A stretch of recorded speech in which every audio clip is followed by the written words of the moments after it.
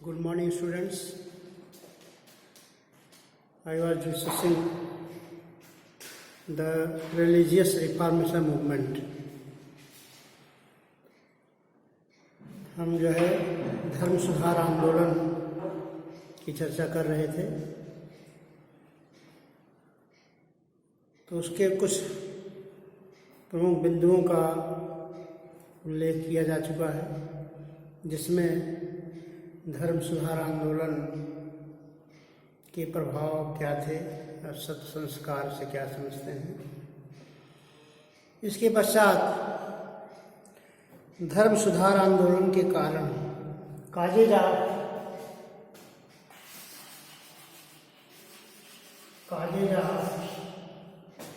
Religious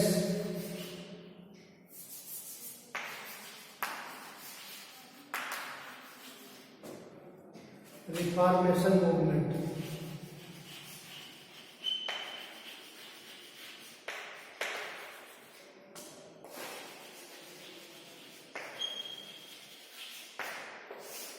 धर्म सुधार आंदोलन के क्या कारण थे। धर्म सुधार आंदोलन का कारण मात्र धार्मिक ही नहीं था, बल्कि इसके राजनीतिक, आर्थिक तथा अन्य कारण भी थे, जिसके माध्यम से धर्म सुधार आंदोलन का प्रारंभ हुआ।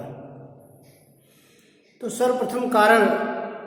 प्रथम प्रमुख कारण इसका धार्मिक कारण, पहला कारण धार्मिक कारण, रिलीजियस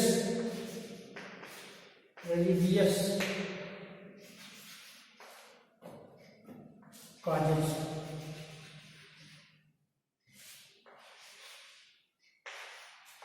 रिलीजियस कॉजेज, धार्मिक कारण क्या था, इस पर चर्चा करेंगे। धार्मिक कारण,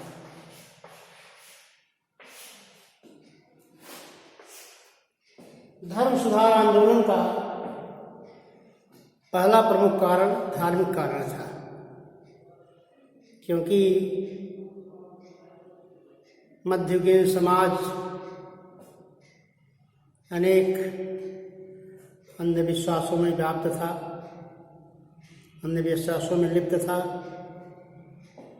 और चर्च में अनेक कमियां आ गई थी।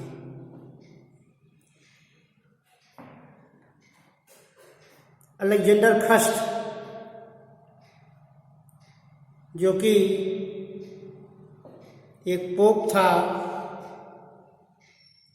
वह अत्यंत विलासी था तथा उसके ऊपर भ्रष्टाचार का आरोप भी लगा था। इसके बारे में कहा जाता है यह इतना भ्रष्ट था कि इसके बारे में कहा जाता है कि इसके 8 संतानें थीं, जिसमें 7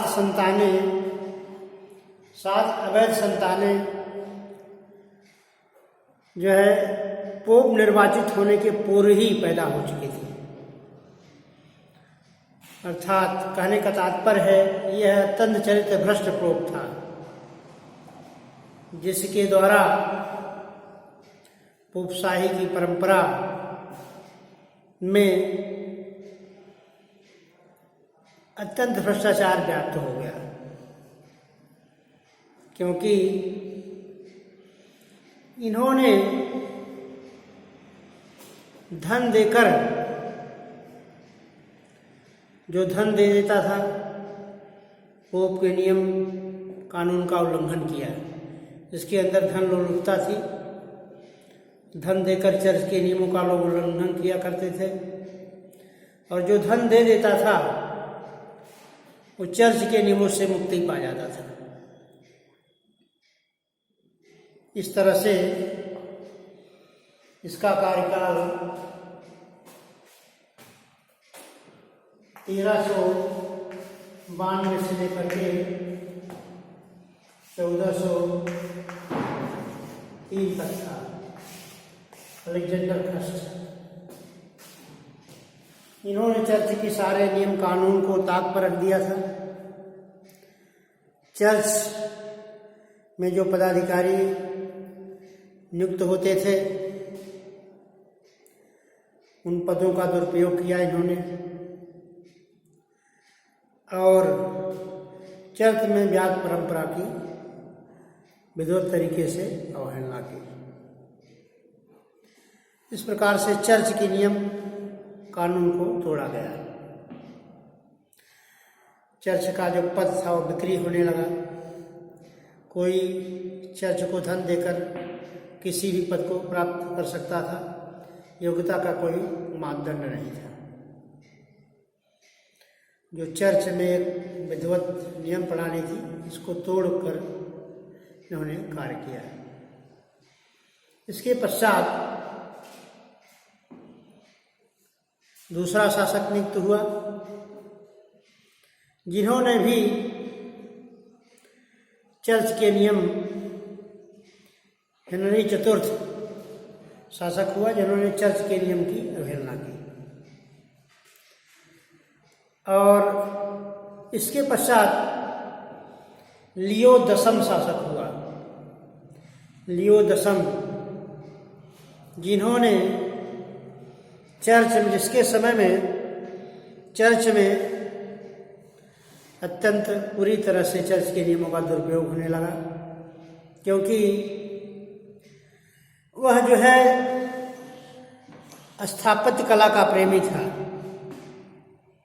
वह स्थापत्य कला का प्रेमी था। उसे साहित्य तथा कला में काफी रुचि थी। उन्होंने सेंट पीटर का एक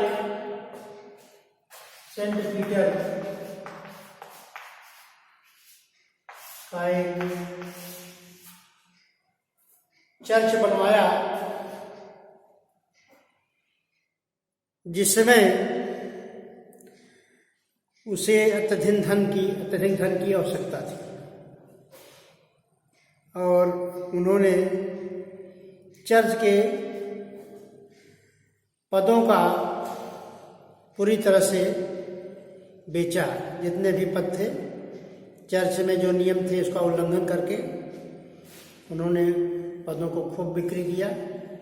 और चूँकि इस सेंट पीटर्स के चर्च को बनवाने के लिए उसे अत्यधिक धन की आवश्यकता थी, उन्होंने इस धन लोलुपता में चर्च के नियमों का दुरुपयोग किया तथा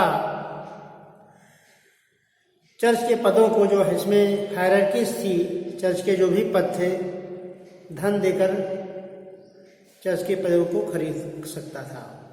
और उसमें जो नियम बनाए गए थे उन नियमों का पूरी तरह से उल्लंघन किया गया। मीन्स कोई अयोग्य व्यक्ति भी चर्च का पदाधिकारी हो सकता था। और चाहे व्यक्ति किसी ढंग का भी कोई निकृष्ट कर्म करे, कोई भी अपराध करे, वह धन देकर के उस नियम से मुक्ति पा जाता था। कहने का तात्पर्य है, रोमन कैथोलिक चर्च में जो एक सुव्यवस्थित नियम था, उसका पूरी तरह से दुरुपयोग किया गया।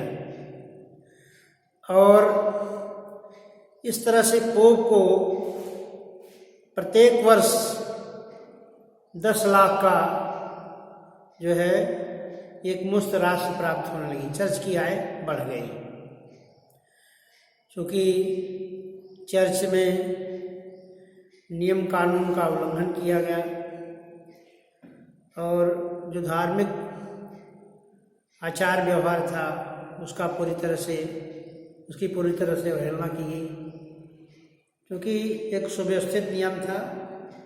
और जो उनके कार्डिनल, आर्च बिशप तथा पादरी होते थे, उनके जो है निर्वाचन का एक नियम था, उनके पदों को जो दिया जाता था उनकी योग्यता के आधार पर आवंटन किया जाता था।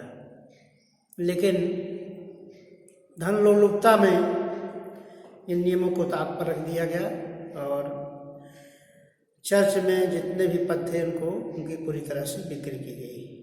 तो स्वाभाविक था कि जब भ्रष्ट लोग चर्च के पदाधिकारी हुए तो उसमें नियम कानून का उल्लंघन हुआ और जनता ने इसका पूरी तरह से विरोध किया है। इस तरह से क्योंकि चर्च के नियम को किसी व्यक्ति का साहस नहीं था कि चर्च के नियम का विरोध करता है और धीरे धीरे जनता में इनके प्रति असंतोष व्याप्त होता गया। इस तरह से जॉन विक्लिफ नामक एक इंग्लैंड में ऑक्सफोर्ड का प्रोफेसर था, उन्होंने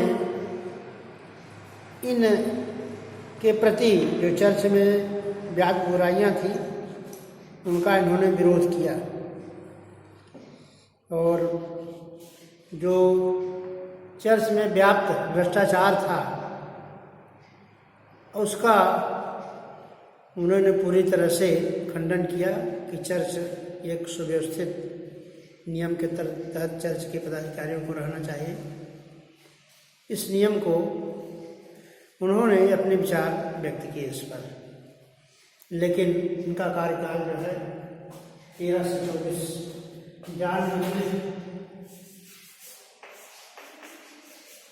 जॉन विक्लिफ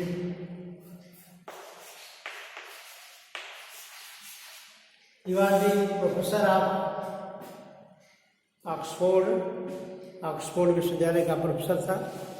उन्होंने चर्च में जो व्याप्त भ्रष्टाचार था, जो चर्च जो है विलासिता का केंद्र बन गया था, चर्च में पदों का दुरुपयोग किया जाता था, चर्च में पदों की जो बिक्री की जाती थी और यहाँ तक कि कोई भी व्यक्ति पैसा दे करके कितना भी गंभीर अपराध, कितना भी भ्रष्ट आचरण करता था उसे इस नियमों से मुक्ति दी जाती थी।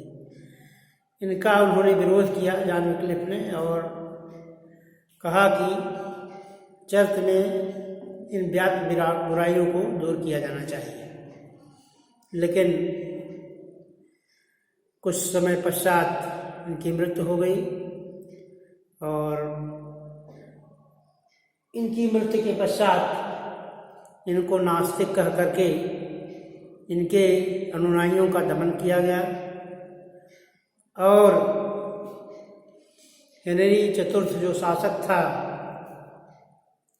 उन्होंने जो है इनके जो अनुयायी थे जो चर्च में व्याप्त बुराइयों का विरोध कर रहे थे उनका दमन किया और इसके पश्चात हस जो है उत्तराधिकारी हुआ। उन्होंने भी चर्च में व्याप्त बुराइयों का विरोध किया, लेकिन चर्च में व्याप्त बुराइयों के कारण उसे नास्तिक कह करके मृत्युदंड दे दिया गया, उसको मार दिया गया।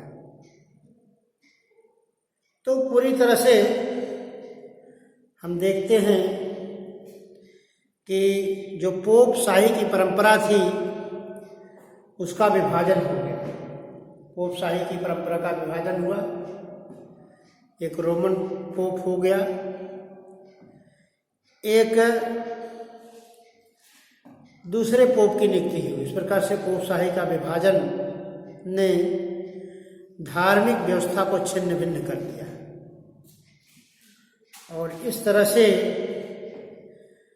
जो धार्मिक व्यवस्था के दुरुपयोग हो रहा था, जो पोप का भ्रष्टाचार था, जो पोप में व्याप्त बाह्याडंबर था, नैतिकता के स्थान को बाह्याडंबर ने ले लिया तथा अध्यात्म के स्थान को जो है भ्रष्टाचार ने ले लिया है। जहाँ पोप की ईसाई की परंपरा में नैतिकता था, आध्यात्मिक नीति नियम थे, उनका स्थान बाह्याडंबर तथा भ्रष्टाचार तथा पदों के दुरुपयोग ने लिया। इस तरह से रोमन कैथोलिक चर्च के नियमों का पूरी तरह से विरोध हुआ और इनके अगेंस्ट में, इनके विरुद्ध में, कैथोलिक चर्च के आचरण के विरुद्ध में, चूँकि लोग इससे उब गए थे, यह राजनीतिक मामलों में हस्तक्षेप करने लगा था। पोप शाही की परंपरा के पदाधिकारी इतना शक्तिशाली हो गए थे कि शासन की नियम प्रणाली में भी इनकी दखलंदाजी चलने लगी थी। तो इस प्रकार जो है एक जो है इनके अगेंस्ट में प्रोटेस्टेंट रिफॉर्मेशन मूवमेंट का उदय हुआ। प्रोटेस्टेंट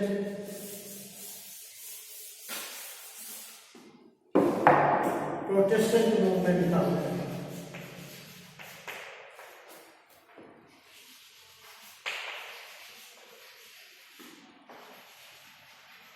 यह जो है मार्टिन लूथर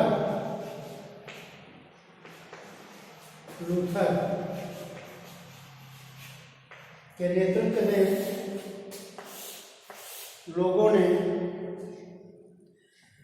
अपने को एकत्र करना प्रारंभ किया और मार्टिन लूथर किंग ने एक आंदोलन चलाया और पोप शाही में व्याप्त भ्रष्टाचार का पूरी तरह से खंडन किया, क्योंकि इनके जो पादरी थे, जो पोप थे, पादरी थे, बिशप थे, आर्च बिशप थे, कार्डिनल थे, इन सभी ने, जहाँ की एक सुव्यवस्थित नियम प्रणाली थी, जिनका कि पदानुक्रम के आधार पर, धार्मिक आचरण के आधार पर जिसकी नियुक्ति तथा निर्वाचन होता था, जो सुव्यवस्थित नियम परंपरा के अंतर्गत जिसकी नियुक्ति होती थी, उन पदों का पूरी तरह से दुरुपयोग किया गया और उस दुरुपयोग के माध्यम से जो है